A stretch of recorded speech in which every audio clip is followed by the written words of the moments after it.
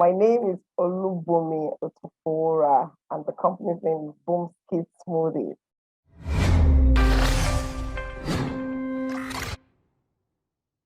Hey, it's Kellen, and today on Diversified Game, all the way from Nigeria, we got a super eagle. She's gonna give us the game on how she created Boomsky smoothies. So I'm gonna call her, since the Woman King is out, the Woman King of smoothies and beverages in Nigeria. Yes, Olubunmi, welcome to the show. How are you doing today? I'm very well, thank you. Thank you so much for having me on your show. I'm so excited to be here. Well, I'm excited to have you on because you do not see, and I shout out to How We Made It in Africa for featuring you on their site, but we don't see a lot of manufacture of drinks coming out of Africa. Everything is always coming somewhere else, or it's done by the Indians, the Lebanese. So when I saw your face and then the woman, then you put the hijab on, which we have to highlight that, because there are people, for whatever their reasons, we don't know what's going on in Iran and other places, they're burning them, but we have to let it be known that women are out here making business moves, serious moves in places that I would assume this was not given to you and you had to work very hard for it. So definitely worked so hard to get here. Tell us the story, because, and I say that because I'm sure people told her she was mad, she was crazy, she was everything, so give us the game on how did you start this business? Okay, so I got married in 2000, tried to have a baby, but could not have a baby. So just kept on eating healthy. So I used to take a lot of fruits, and I finally got pregnant, and I realized that I couldn't take those chunks of fruits any longer. I wasn't sure what was going on. It was the hormones, but I just couldn't take the fruit. So I decided to pour them into a blender, and I blended it up. And my husband came in and said, "Oh, that's a smoothie." And I had never heard of that before. So I went to Google it and I realized that, wow, it has been in existence all this while and I had no idea. So fast forward, I started taking it to my office and my colleagues used to line up to taste it. I was working in telecoms all this while. So my colleagues at the office would line up to taste, to ask, what did I combine? They would guess. It was just fun. And after a long time, a colleague of mine said I should turn it into a business. And I was like, how? I had no idea. And she's like, people would buy it. Just look at it, we're in the office and have fresh fruits in the bottle, all the work done, that people would buy. I just shoved off the idea and I just continued doing what I was doing. So fast forward to like maybe 2 years after, but the desire was really burning. I really wanted to do it, but I wasn't really sure how I was going to start. So fast forward, my sister was having a party. So I asked her if I could do smoothies for her, and she said, yes, we should be paying. I said, no. She said, okay, fine. If it's free, I should go ahead and do it. So I did it for her, and everybody was like, oh, it's nice, it's nice, it's nice. So I took the remaining to my office the next day, and I gave it free of charge to my colleagues, and they all enjoyed it. So that was a Monday. So by Friday, I sent them a message and asked them that if they liked what they had, they could place an order. I could bring it for them on Monday.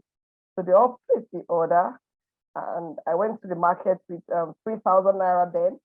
And by the time I finished the sales for the week, I had made a sales of 12,000. So I told my husband that, see, I had done this and I had made a sales of 12,000. And he said, what? What did you say? I said 12,000. He said, come, let's start business. And that's how we started.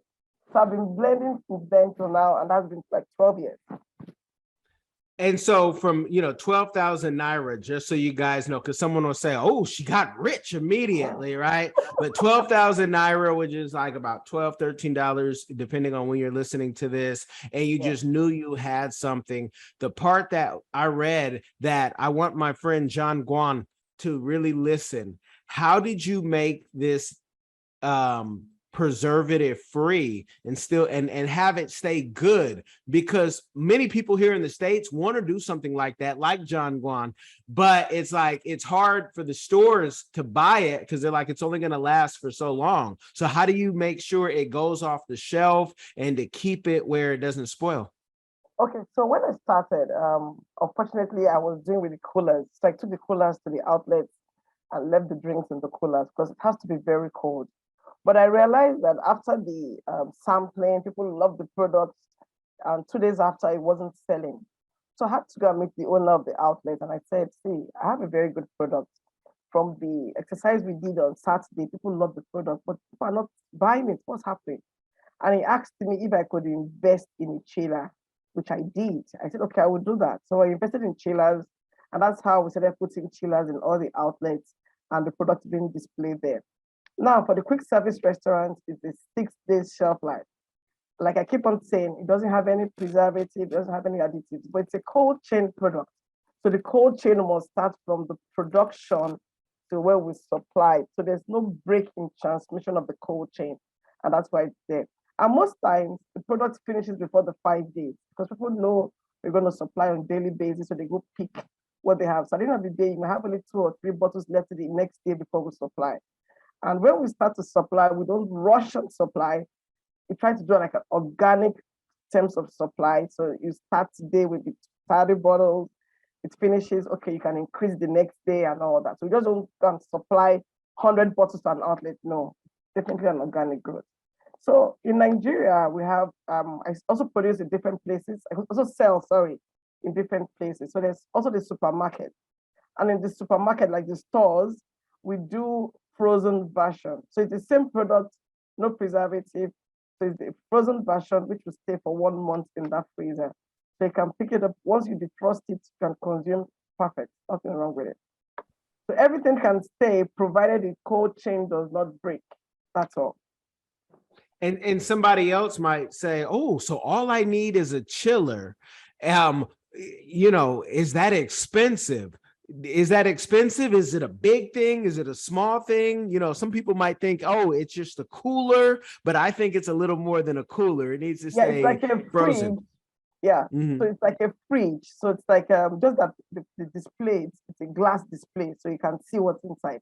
Your eyes, first of all, would buy before you finally bring out your money to buy. So the products are there on display, but it's like a refrigerator. That's what the chiller is. Just like a refrigerator, but it's for quick service restaurants. So there's not that thick box. That's what it is. And so for the supermarket, they already have their own freezers. We're just riding on their own freezer. And for any outlet to supply, they must have 24 hours light. If you don't have 24 hours light with the backup generator, we don't supply your outlet.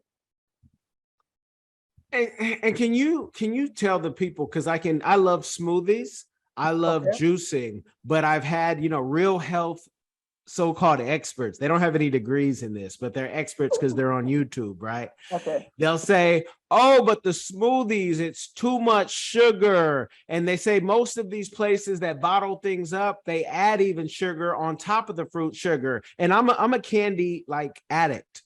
Or reformed. I'm trying to kick it, 40 years I've been trying to kick it. But can you talk about the amount of sugar that comes in the fruit or that you add for those people who try to, I don't, that's why I don't drink smoothies, because too much sugar. Okay.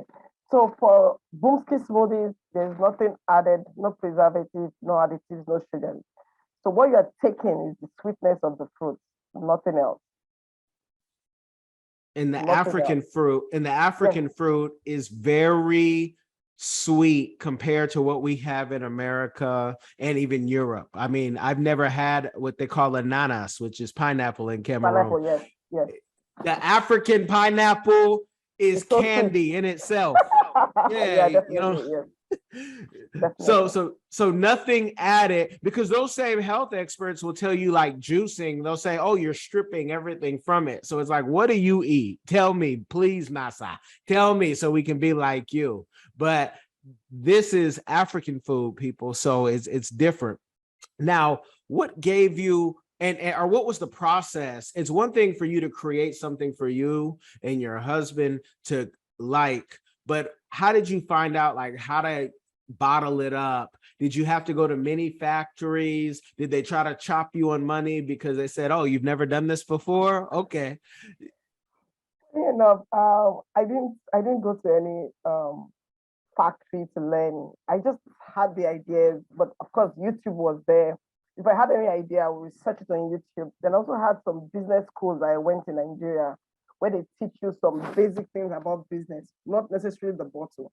So let me start from somewhere. From the bottle, I had an idea of the kind of bottle I wanted. I wanted something unique and something different. And I remember when I did my research, I realized that fruits were better on a HDPE bottle, not the PET bottle. So I went out to look for those kind of bottles. I was looking for a particular shape, and I finally found that. The same thing with the label. So luckily for me, the bottle company also did labels. So I decided to go with them with their labels. Then along the line, we went for what do they call it? Approval. You don't have a Nigerian approval called NAFDAC. So when we went for that approval, like a seal of approval for production, I realized that the bottle was leaking after I sealed it. So I had to go and look for the foil that's on top of the bottle just to avoid leakage. So everything was research, gradual, and I also had an idea of what I wanted. So I actually chased that. And in the meantime, I looked for people that had done it in the past. So I remember, for example, when I started in my office, I used to use recyclable bottles, but they were glass bottles. And I remember a colleague of mine saying, Bumi, people are going to start complaining that you're using bottles. I said, but I wash them, I recycle them, I use Milton, I sterilize them. He says, no, you have to get another bottle that is disposable.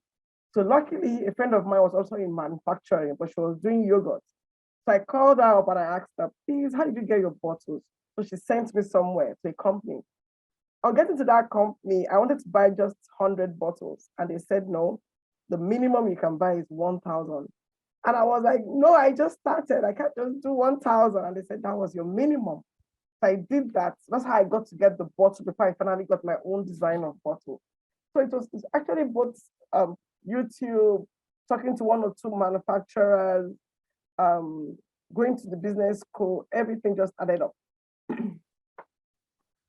Now, did you have a situation, you hear this so often when people are putting product, where when you're doing your trial and error, did you do small batches or did you make the mistake that so many make and you had maybe, 30, 50, 100, and then you find out it's leaking, or you find out, oh no, we have to switch the formula? Or did you do small batches to kind of see, and how small, if so?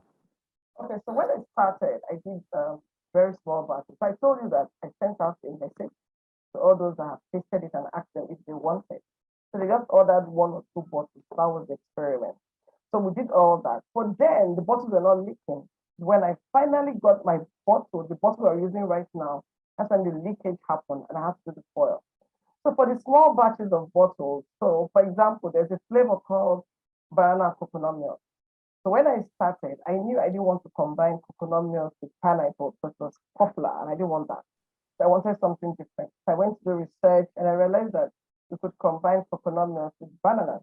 So I did that. And I remember taking to the office, my colleagues would say, today she would say, Bumi, the banana was too much, the coconut milk was too much, went back and forth until like after 6 months before I perfected the blend. So things like that also happened for that kind of flavor. Then I remember I remember one of that combination that I have, also our second bestseller, it's pineapple, watermelon, and banana. And how did I come about that? So I had done the smoothie for the day, and I had pineapple, a little bit of pineapple left, a little bit of watermelon left, a little bit of banana left. I just thought, let me just combine them. So I combined them and I got to the office. And a friend of mine said she wanted something different that day. And I said, okay, I have something different.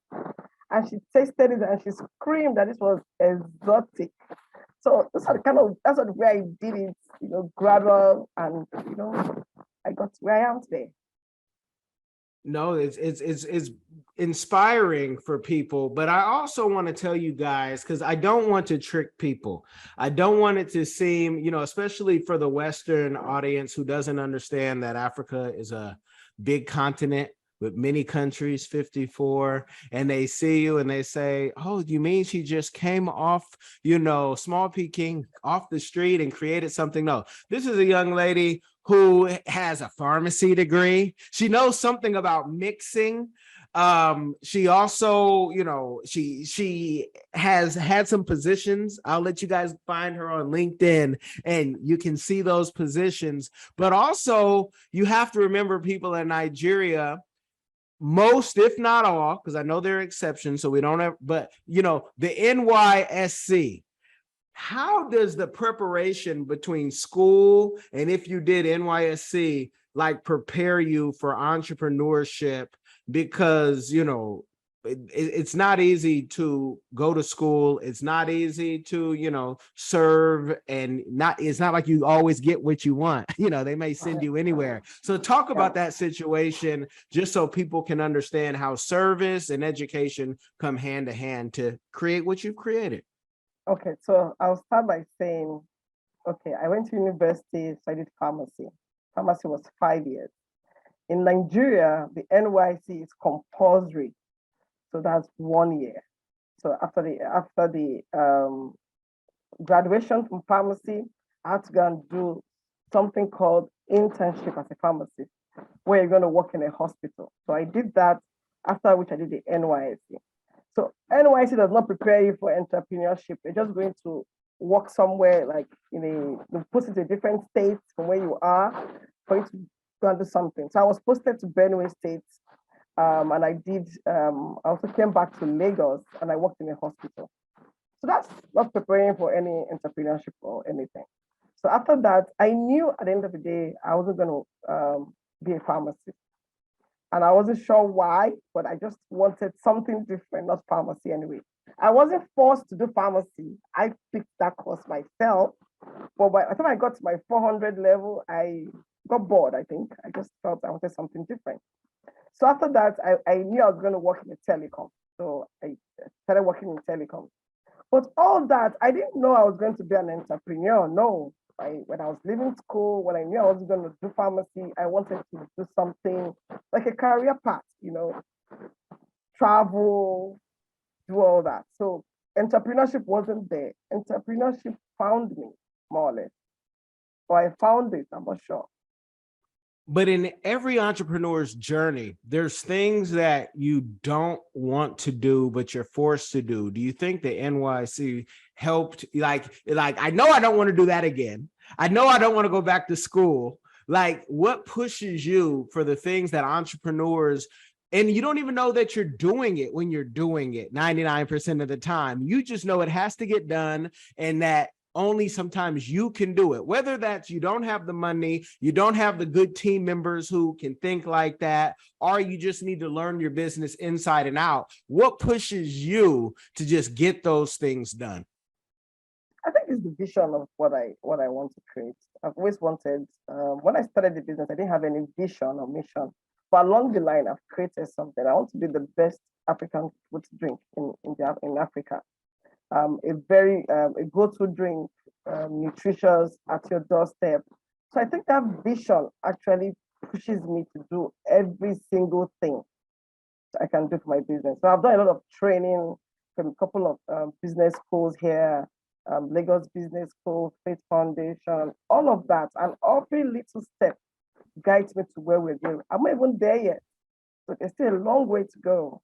But you have to do it. I think it's the vision for me that drives me.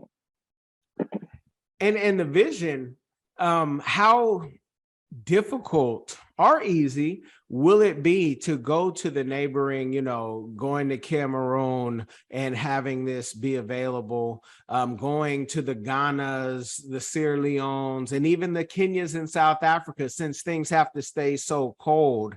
How difficult is that? And, how much more expensive will it make the drink because you have to keep it frozen? Is that even a goal?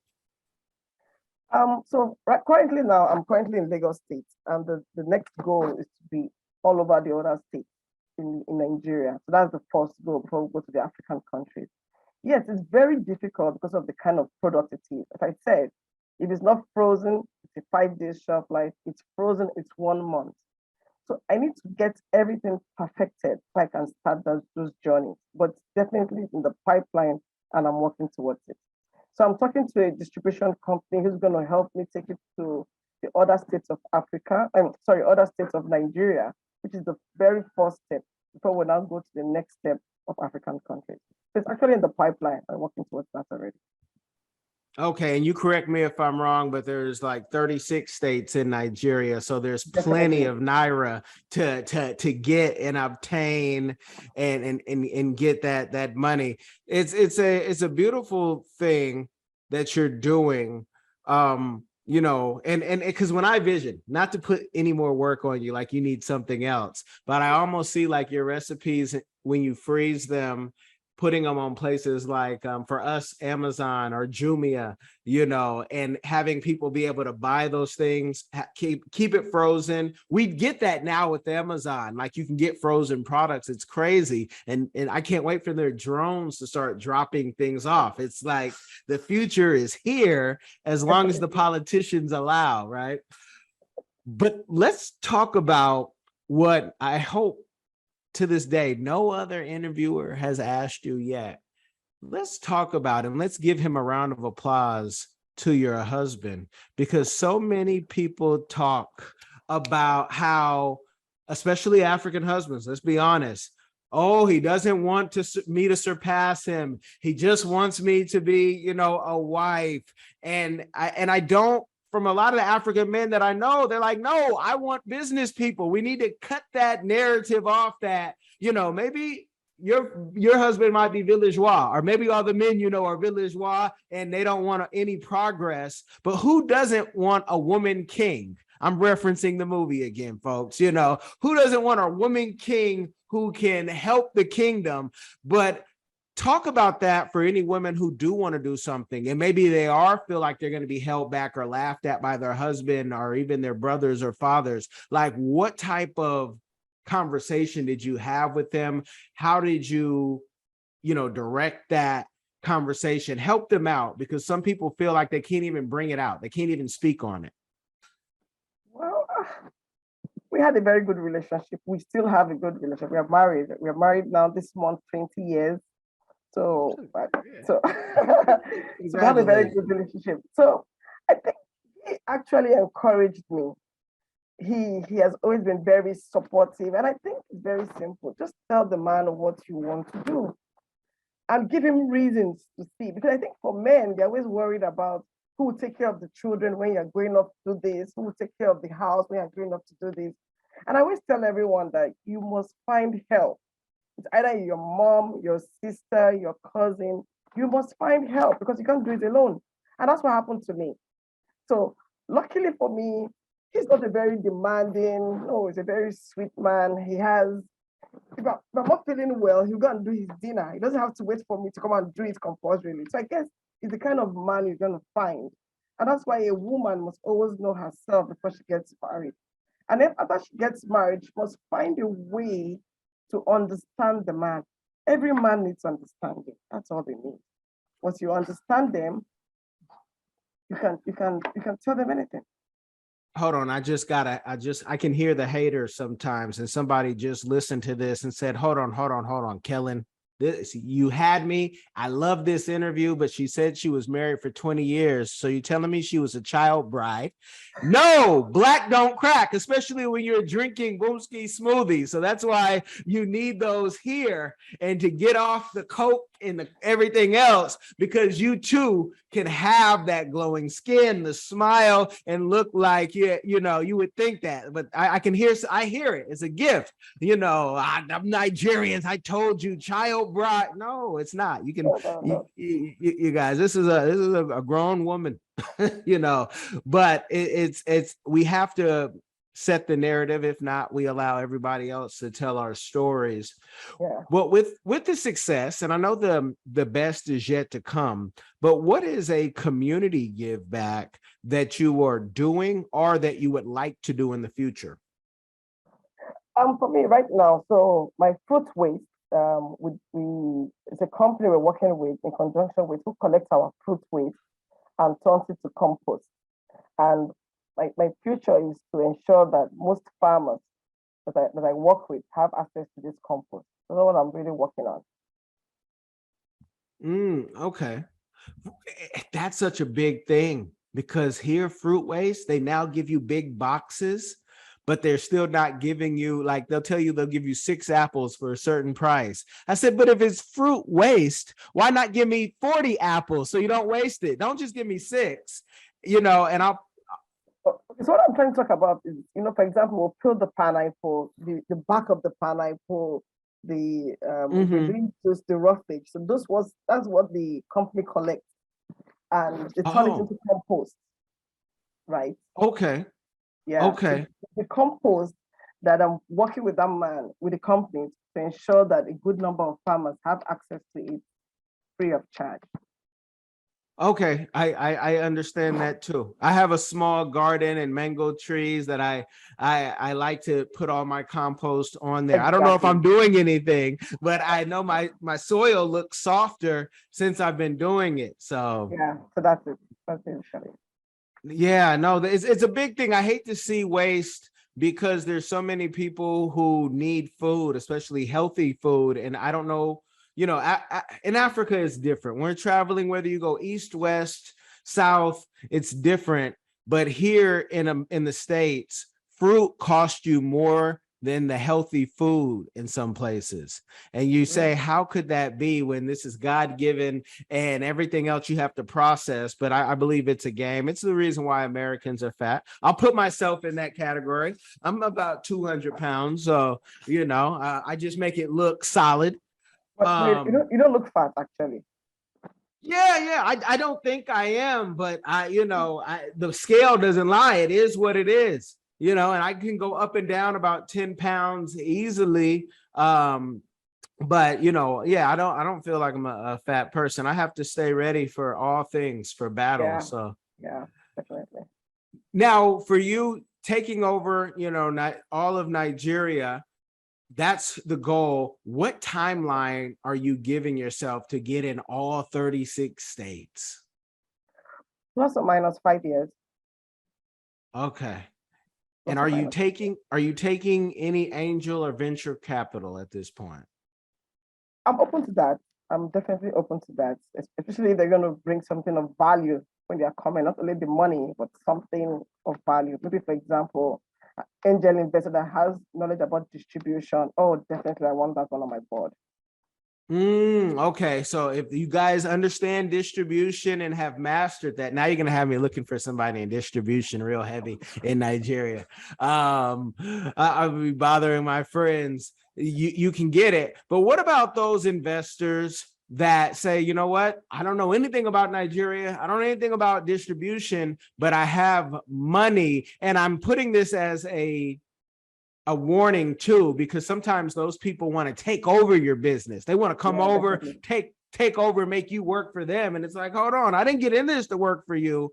Are you looking for any of those vultures? I mean, venture capitalists that do have money? And if so, what's the best way for them to reach you if they say, look, I have money and I don't want to take over your business, but I would like to make a return on my investment? Like, what's the best way for them to reach out to you? They can reach me on LinkedIn or via email. That's okay. I'm definitely looking for opportunities like that, and we'll definitely connect on that. Okay, well, you guys hear, and I say be nice, because if I ever hear venture capitalists say and go to someone I interviewed and you try to take over their business, and me, we're going to have a different problem and you'll never see it coming. you'll just start saying, why is my hair falling out? Why has my shop in my house, started to burn down and this and that? And you get no warning, but this one, because you don't have to take over someone's business to help it grow, especially if someone's doing good, solid business. Also, you guys, links will be in the description, but her website, it's clean, it's smooth, it has contact information, and you can put, +234, and you can find out more. Let the people know if there's anything that I missed, anything else you want them to know about you or your company. Okay, so apart from the bottles we do in quick service restaurants and the one we do in the supermarket, we also do for children in schools for their lunch break, which we deliver to the schools. The parents subscribe to that. We also serve in parties like welcome drinks, cocktail hour, this kind of stuff. And yeah, we do all that. So. Wait, hold on. Cocktail hour sounds like you might have a palm wine smoothie. Do you? I'm asking for myself, No, Okay. no. Okay. I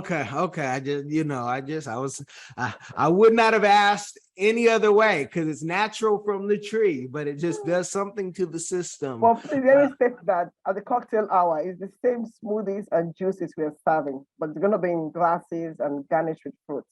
So all that's on the website, on social media handles, all the pictures for them to see how it looks like if they're interested. So that's where they are. Okay. No, this was great. And you guys, whether you are listening, that's where the majority of you listen, or if you're watching, I want you to do one thing. I want you to share this game. It will change someone's life. You guys be blessed. Hey family, on November 20th through December 1st, 2022, we will have the all-inclusive Kenya trip. Now, a lot of times people have said, hey, Phil, when's the next trip we'd like to go? I want to see Africa for myself, but this is the time to go. Everything will be taken care of. All excursions are paid. You can do monthly payments. They'll have safari and a 6-city tour. You will see Charlie Island, which is something that we did not see last time on the tour. This tour will be 12 days instead of 7 days. So make sure to secure your place on the trip by going to www.wbsvs.com, make your deposit, and then you can start making your payments, and we'll see you in Kenya. Hi everyone. Have you ever been curious about visiting Africa? Which African country were you interested in? Kenya, Nigeria, Uganda, South Africa, Ethiopia? Which country are you interested in? My good friend, Kellen Cash Coleman, came up with a course called My First Trip to Africa that'll guide you through this process. It's only $20, and in this course you'll learn about passports, visas, vaccinations that you need before you go there, as well as a budget, how much the trip is going to cost. He also talks about what you should pack, what you should take with you, how you should travel on a budget. Did you know that $100 is worth 1,000 South African rand and over 10,000 Kenyan shillings?